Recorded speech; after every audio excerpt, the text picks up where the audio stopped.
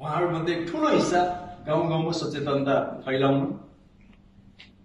मानिसहरूलाई सिकाउन, हात धुने तरिका सिकाउन, मास्क लगाउने तरिका सिकाउन, डिस्टेन्सिङ मेन्टेन गर्ने कुरा सिकाउन हाम्रा स्वयंसेविका दिदीबहिनीहरू खटिरहनुहुन्छ। झन्डै 22,000 सशस्त्र प्रहरीका फौजहरू साथीहरू यस्तो झरी पानीमा हामीले बनाएका अस्थायी पोस्टहरूमा सिमानामा छ। राम्रोसित खान पाएको छैन, राम्रोसित सुत्न पाएको छैन, उनीहरूको जिन्दगी हेर्दा अत्यन्तै कष्टकर छ। तर पनि उहाँहरू जुधिरहनु भएको छ र यो सबै कुराको नेतृत्व सम्माननीय प्रधानमन्त्रीज्यूले गरिरहनु भएको छ। त्यसकारण मैले युद्ध भने नि अघि, युद्धमा एउटा सुप्रिम कमान्डर हुन्छ, त्यसका आदेश, त्यसका निर्देशनहरू परिपालना गरिन्छ। सरकार र सरकारको नेतृत्व गर्ने प्रधानमन्त्रीज्यू नै आज यो युद्धको सुप्रिम कमान्डर हुनुहुन्छ र हामी सबै उहाँको नेतृत्वमा, निर्देशनमा आफ्ना जिम्मेवारीहरू पुरा गरिरहेका छौँ। पर्यटन मन्त्रालयले आफ्नो जिम्मेवारी पुरा गरेको छ। हामीलाई थाहा छ कि सधैँ कोरोनाको कारणले हाम्रा होटल बन्द हुँदैनन्, सधैँ एयरलाइन्सहरू बन्द हुँदैनन्, हाम्रो चाहिँ हिमाल आरोहण, पदयात्रा, राफ्टिङ जस्ता गतिविधिहरू सधैँ बन्द गरेर हुँदैन। त्यसकारणले झन्डै 3 महिना अगाडि नै हामीले नेपाल पर्यटन बोर्डलाई निर्देशन गर्यौं कि होटल सञ्चालन सम्बन्धी प्रोटोकलहरू बनाउनुहोस्। त्यति बेला होटल खोल्ने कुनै कल्पना थिएन, खोलिहाल्नेला भन्ने पनि थिएन। तर हामीलाई थाहा थियो कि यो कुनै न कुनै बेला खोल्नै पर्छ। तर त्यसको पूर्व तयारी गरौँ, होटल सञ्चालक साथीहरूलाई आवश्यक परेको सपोर्ट हामी गरौँ, तालिम लगायतको जुन अघि फिगरमा पनि देखाउनु भएको छ कि नेपाल पर्यटन बोर्डको तर्फबाट पनि केही तालिमहरू भयो। यसमा गाइडलाइन्सहरू बनाइयो, सबै होटलहरूमा त्यो जारी भएको छ, रेस्टुरेन्टहरूमा, पर्यटकीय गन्तव्यहरूमा। अघि देखाएको हाम्रो डेटाले के देखाउँछ भने हामी अझै मेहनत गर्नुपर्ने देखाउँछ है। हाम्रो मेसेजहरू अझै पुगेको छैन जस्तो देखाउँछ, किनकि झन्डै 50% मानिसहरूले अझै तयारी राम्रोसित गरेका छैन। त्यसकारणले एकअर्काको बीचमा समन्वय गर्दै अगाडि बढौँ। सरकारले गर्नुपर्ने के हो तपाईहरुले भन्नुस्, त्यो सरकारको तर्फबाट गर्न हामी तयार नै छौं। व्यवसायी साथीहरूलाई, कर्मचारीलाई, श्रमिकहरूलाई काउन्सिलिङ चाहिन्छ यस्तो बेलामा, किनकि पीडामा छौं हामी। त्यसो हुँदा एउटा राम्रो वैज्ञानिक ढंगले काउन्सिलिङ गरौँ। त्यो काम पनि सरकारको तर्फबाट हाम्रा विभिन्न निकायहरू छन्, ती निकायहरूबाट आवश्यक काउन्सिलिङ पनि हामी गर्दै अगाडि बढौँ।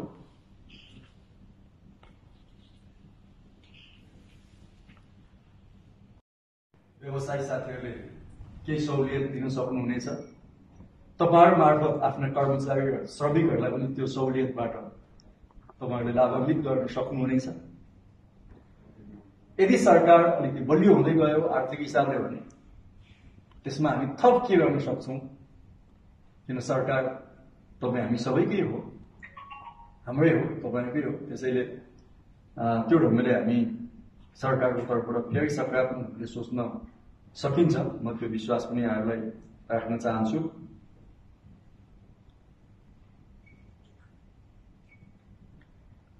धेरै अन्तर्राष्ट्रिय न्यूजहरूलाई हेर्दा के देखिन्छ भने आउने 1-1.5 वर्ष 2 वर्ष हरेक देशले आफ्नो आन्तरिक पर्यटनमा जोड दिएको देखिन्छ, किनकि मान्छे अझै ढुक्कसितले समुद्र पार गइहाल्छ जस्तो लाग्दैन। ऊ अझै पनि संकोचमा छ। त्यसको मतलब हाम्रो पर्यटन व्यवसायको रिभाइभ हुने मुख्य आधार हो के हो त भन्दा आन्तरिक पर्यटन हो, जुन हामीले देश दर्शन भनेका छौं। त्यसका केही उपाय हामीले खोजिरहेका छौं, तर तपाईहरुले पनि त्यसको अध्ययन गरिदिनु छ। सरकारले देश दर्शन भनेको छ। अलिकति कोरोनाको संक्रमणको स्थिति कम हुँदै यसको ग्राफ ओह्रालो लागेपछि सरकारले संगठित क्षेत्रलाई, आफ्ना कर्मचारीहरूलाई, संस्थान वित्तीय क्षेत्र लगायत सरकारका शिक्षा क्षेत्रका कर्मचारीहरू, शिक्षकहरू सबैलाई एकपटक संगठित ढंगले देश दर्शनको अभियानमा उतार्छ। हामी त्यो तयारीमा पनि अब अगाडि बढिरहेका छौँ। त्यस क्रममा प्राइभेट सेक्टरले पनि साथ दिनुपर्छ।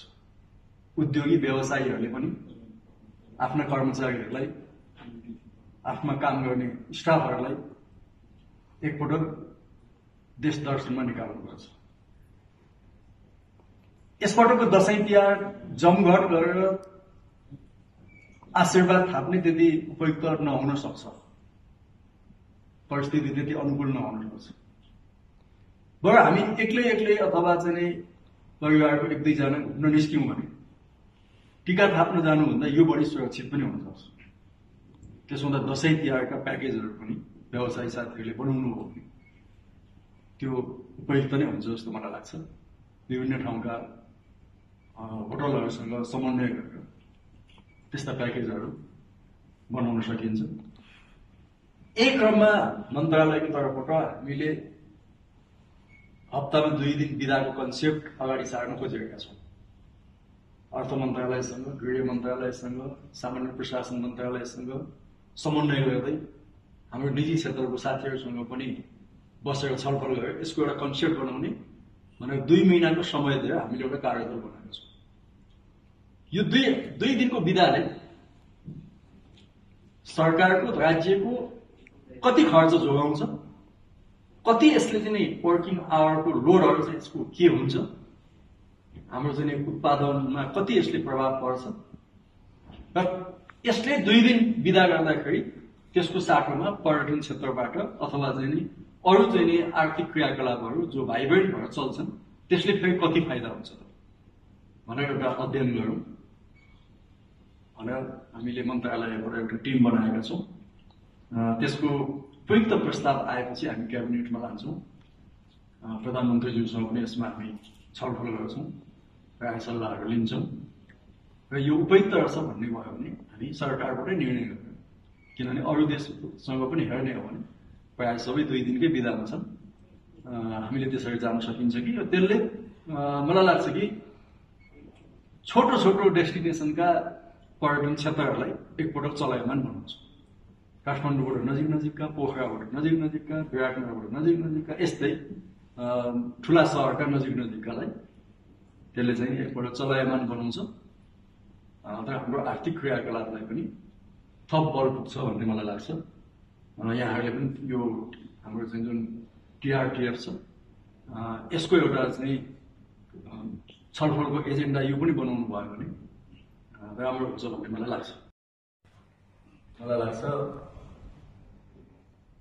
मरुभूमिमा उम्रिँदै गएको एउटा बिरुवाको निम्ति थोरै भए पनि जल सिंचन गरे जस्तो हो जस्तो लाग्छ मलाई। किनकि यसले फेरि हामीलाई पुनर्जीवन दिँदैछ भन्ने कुराको सन्देश यो कार्यक्रम मार्फत यहाँहरूले दिन खोज्नु भएको छ। त्यसको लागि टिआरटिएफका सम्पूर्ण टिमका साथीहरूलाई म धन्यवाद भन्न चाहन्छु। आज 26 सेप्टेम्बर, भोलि 27 सेप्टेम्बर हाम्रो पर्यटन दिवस पनि हो। विश्व पर्यटन दिवसको अवसरमा यहाँहरू सबैलाई म नेपाल सरकारको तर्फबाट, मन्त्रालयको तर्फबाट हार्दिक शुभकामना व्यक्त गर्न चाहन्छु। साथै पाटाको स्थापना दिवस पनि आजै परेको रहेछ संयोगले, खुसी लाग्यो।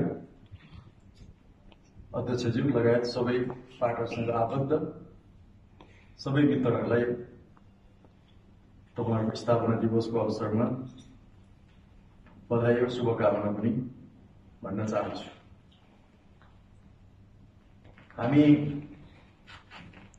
झन्डै 5-6 महिना अलग अलग बस्यौं, आफ्ना दुःखहरूलाई सह्यौं र अब हामी के निष्कर्षमा पुग्यौं भने हामी सधैँ अलग बसेर हुँदैन रहेछ, फेरि पनि हामी एक ठाउँ आउनै पर्छ, फेरि पनि हामीले सामूहिक प्रयत्न गर्नै पर्दछ। त्यसकारण फेरि सिङ्गो पर्यटन क्षेत्रलाई एकताबद्ध गर्दै पुनर्जीवन दिने संकल्पका साथ टिआरटी अपनायौं र अब एकअर्कालाई ऐक्यबद्धता गर्दै सोलिडारिटी दिँदै र समस्याहरूसँग पनि सामूहिक ढंगले जुझ्दै पर्यटन बजारलाई फेरि पुनर्जागरण गर्ने त्यो उद्देश्यका साथ आज हामी यहाँ जम्मा भएका छौं। यसले नेपालका सबै पर्यटन व्यवसायी श्रमिक मित्रहरूलाई धेरै नै उत्साहित गर्नेछ भन्ने मैले विश्वास लिएको छु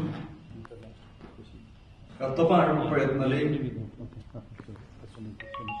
नेपाल सरकारलाई पनि ठूलो आत्मविश्वास पैदा हुनेछ भन्ने म ठान्छु। कहिलेकाहीँ सरकार पनि एक्लो हो कि जस्तो महसुस हुन्छ, तपाईहरुलाई पनि आफू एक्लै छु कि जस्तो महसुस हुन्छ।